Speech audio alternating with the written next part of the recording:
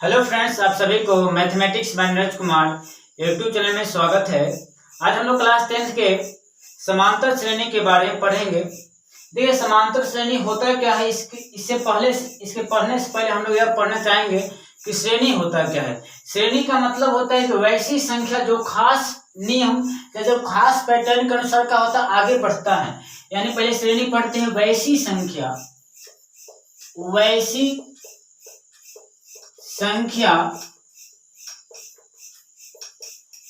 जो खास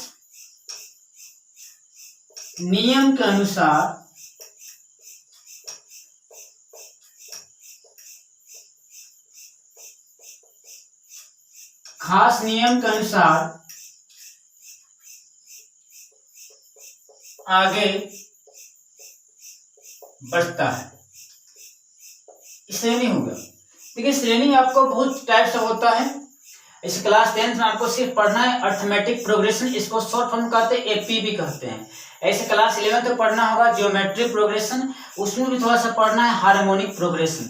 लेकिन हमको क्लास 10th पढ़ना है, इसलिए हमको पढ़ना है समांतर श्रेणी। इसमें एग्जाम्पल के तौर पर लेते हैं, एज फॉर एग्जाम्पल ले लेते हैं। इसमें लेके बात करते हैं 1 2 3 4 5 डॉट, यानी क्या देख रहे हैं कि 1 से 2 हो गया, 1 बढ़ गया, 2 से 3 हो गया, 1 बढ़ गया, 3 से 4 हो, 1 बढ़ गया, यानी एक खास पैटर्न को सरकार आगे बढ़ रहा है, एक बढ़ रहा है। एग्जाम्पल और भी लेते हैं, आप समझिएगा। ऐसे हम करते हैं कि 2 ले लेते हैं, 2 ले लेते हैं, 4 ले लेते हैं, 8 लेते हैं, 16 लेते हैं। इस पर ध्यान रखिएगा, क्या होगा, 2 से 4 होगा, 2 गुना हो गया, 2 का 2 गुना 4। ध्यान रखिएगा, 4 का 2 गुना कितना हुआ, 8 हुआ, 8 का 2 गुना कितना हुआ, 16 हुआ। ए भी श्रेणी है, ए भी श्रेणी है, लेकिन इसका अलग नाम होता है, इसका अलग नाम होता है। हमको पढ़ना है समांतर श्रेणी, पढ़ना है क्लास 10th में। तो ध्यान रखिएगा, यहाँ से कितना बढ़ गया बताइएगा, यहाँ से आपका 1 बढ़ गया, यहाँ से कितना बढ़ गया आपका 1 बढ़ गया, और यहाँ से कितना बढ़ गया 1 बढ़ गया, यहाँ से कितना बढ़ेगा 1 बढ़ गया। इसका मीनिंग ये हुआ एक खास पैटर्न बढ़ रहा है, उसमें हम 1 ऐड कर रहे हैं तो नेक्स्ट टर्म हमको मिल रहा है। इसमें इसको बात किए 2 से 4 हो गया, कितना गुना हो गया भाई, 2 गुना हो गया। 4 से 8 हुआ, कितना गुना हो गया, 2 गुना हो गया। 8 से 16 हुआ, कितना गुना हुआ, 2 गुना हुआ। इसका मीनिंग यही है कि ये भी श्रेणी है, लेकिन ई में प्लस ऐड हो रहा है, इसमें क्या मल्टीप्लाई हो रहा है। तो इसको कहते हैं हम लोग एपी कहते हैं, अर्थमेटिक प्रोग्रेशन कहते हैं। इसको कहते हैं हम लोग जीपी कहते हैं, ज्योमेट्रिक प्रोग्रेशन कहते हैं। जो आपको क्लास 10th में एपी पढ़ना है, हम लोग स्टार्ट करते हैं एपी। ध्यान रखिएगा। अब समांतर श्रेणी होता है क्या है, ध्यान रखिएगा, समांतर श्रेणी क्या होता है।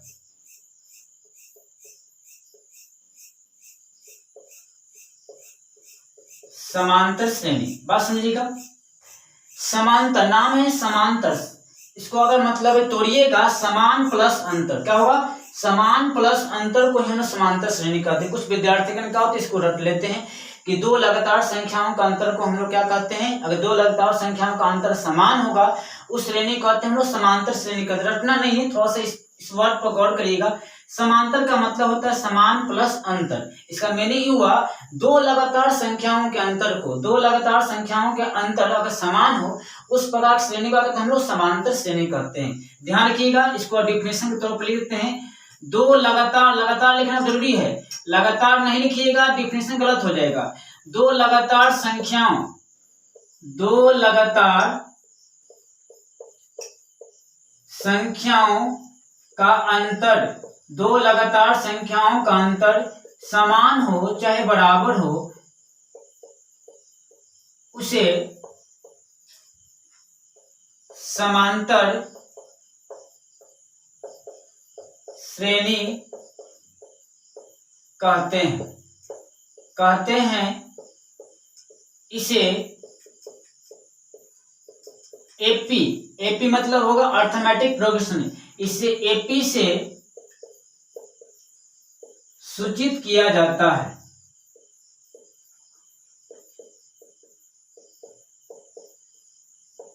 बस याद नहीं करना है, समान अंतर होना चाहिए, 2 लगातार संख्याओं का अंतर समान होगा तो क्या होगा, समांतर श्रेणी कहलाएगा। और इसका शॉर्ट फॉर्म क्या होता है, हम लोग एपी लिखेंगे।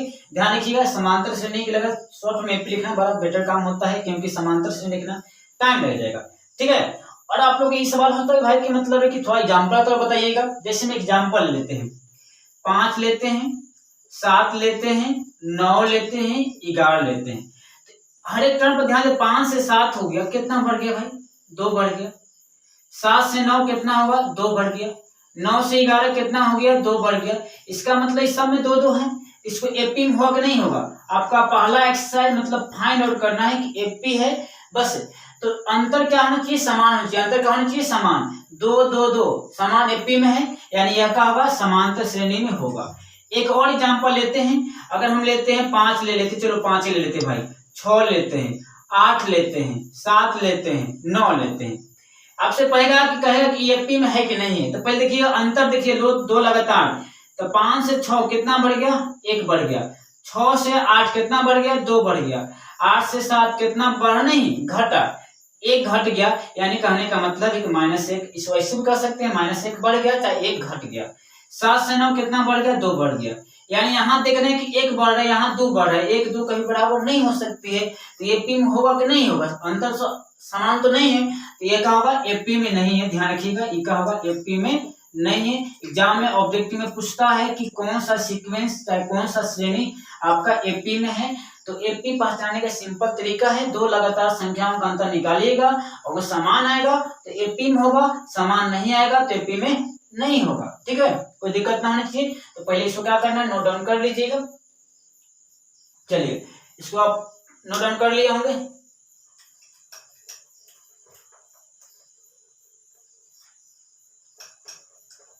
इतना बस थोड़ा सा इसके बेसिक जब तक नहीं कंसेप्ट क्लियर होगा ना तो फिर आपको दिक्कत हो। क्वेश्चन तो देखिए, क्वेश्चन बनाना कोई बड़ी बात नहीं होती है, लेकिन चैप्टर समझना बड़ी बात होती है। इसलिए कहने का मतलब हम लोग क्वेश्चन को भी सोल्व करेंगे और चैप्टर को भी बारीकी से हम लोग समझेंगे। ठीक है, अब हम लोग जानते हैं कि ये तो भाई हम तो एपी में पहचानने के लिए आ गया कि अगर अंतर निकालेंगे समान हो तो एपी में होगा, नहीं हो तो एपी में नहीं होगा। आपके दिमाग हो सकता है कि कोई भी टर्म 2 टर्म देगा, तीसरा टर्म कैसे निकालेंगे, चाहे कोई भी n टर्म कैसे निकालेंगे। तो बात समझिएगा, थोड़ा सा एग्जाम्पल लेके समझाना चाहते हैं कि अगर हम पहले बात करते हैं कि प्रथम पद क्या होता है, फर्स्ट टर्म क्या होता है और सार अंतर क्या होता है। ध्यान रखिएगा, समान, ध्यान रखिएगा, समान अंतर को सार्व अंतर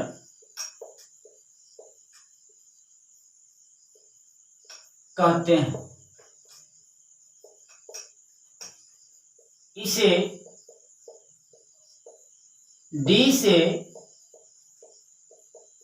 सूचित किया जाता है।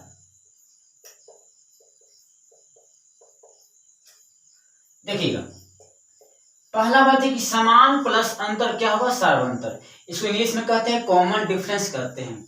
यानी अगर अंतर समान हो तो एपी में होगा। आप पूछ सकता है कि अंतर समान है तो सार्वंतर कितना हो? जितना अंतर निकलता है वही क्या होता है? आपका सार्वंतर होता है। समान अंतर को क्या कहते हैं? सार्वंतर कहते हैं। इसे क्या कहते हैं? डी से हम लोग डिनोट करते हैं। ठीक है, अब यहां से बात होती है कि डी कैसे निकालेंगे। अगर हम बात करते हैं, देखिए अगर हम बात एक क्वेश्चन के तौर पर लेते हैं, अगर 5 ले लेते हैं, 5 नहीं, चलो 2 4 6 8 10 ऐसे कर देगा। पहले कहे एपी में है कि नहीं है, तो पहले एपी में पहचानने की सिंपल तरीका है अंतर निकाले। अंतर आपको नहीं समझ कोई दिक्कत नहीं है। 2 से 4 कितना बढ़ गया पहले बताइए।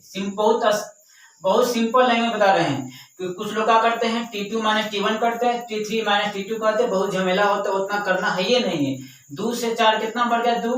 4 से 6 कितना बढ़ गया? 2। 6 से 8 कितना बढ़ गया? 2। 8 से 10 कितना बढ़ गया भाई? 2। इसका मतलब यही है कि अंश में 2 2 बढ़ रहा है तो एपी में होगा।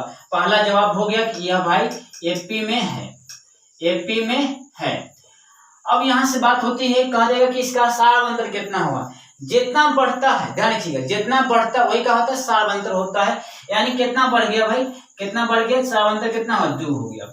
इसको आप लोग कुछ लोग क्या करते हैं फॉर्मूला के तौर पे याद कर लेते हैं कि डी का फॉर्मूला होता है T2 - T1। याद नहीं करना है। 2 कैसे है बताइए, आप दिमाग लगा सकते हैं। अगर इस दोनों को लेते हैं तो 4 में से 2 घटे तो ना 2 आया, यानी T2 - T1, T2 होता है दूसरा पद, माइनस का हुआ पहला पद। इसको हम फॉर्मूला के तौर पर लिख सकते हैं कि D बराबर हम कह सकते हैं T2 - T1।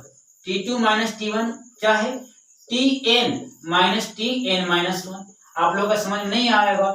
T2 मतलब कोई भी लगातार दो टर्म का घटाइएगा तो जो अंतर मिलेगा वो क्या होता है, सारांतर कहलाता है। लेकिन ये बात ध्यान रखिए वो सीक्वेंस कौन सी एपी में होनी चाहिए, Tn माइनस Tn माइनस 1, कोई दिक्कत यहाँ तक नहीं होनी चाहिए। अगर आपको फॉर्मूला न भी याद है तो कोई दिक्कत नहीं, देखना है कितना बढ़ गया, जितना बढ़ता है अगर जो मतलब जो बढ़ा समान आएगा तो एपी में होगा, और जितना समान आएगा जो जितना घटाते हैं वही क्या होता है, डी का मान होता है, यानी कॉमन डिफरेंस होता है, सारांतर होता है।